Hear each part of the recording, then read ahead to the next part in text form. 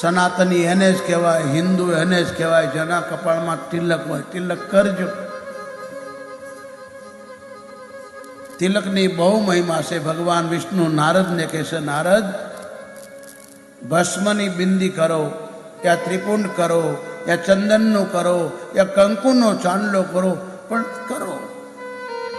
હિન્દુ એને જ કહેવાય જેના કપાળમાં ચાંદલો હોય. અમે કરીએ છીએ એટલે કહીએ છીએ.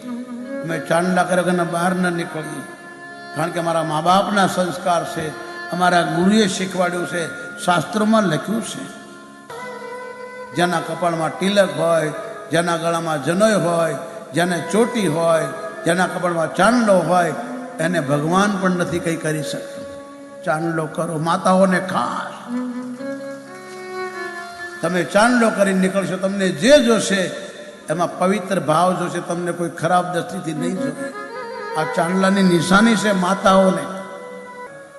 જેના કપાળમાં ચાંદલો ન હોય એ મંદિરમાં જવાય નહીં, મંદિરમાં પૂજા ન કરી શકે, ઘરમાં દીવાબત્તી ન કરી શકે, કારણ કે દેવતાઓ પણ ચાંદલો કરીને તમારી સામે આવે છે.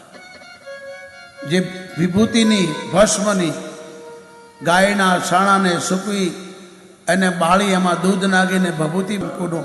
માતાઓને ખાસ પ્રાર્થના, દક્ષિણ ભારતમાં જાઓ, મહારાષ્ટ્રમાં જાઓ, ચાંદલાની કેટલી મહિમા છે.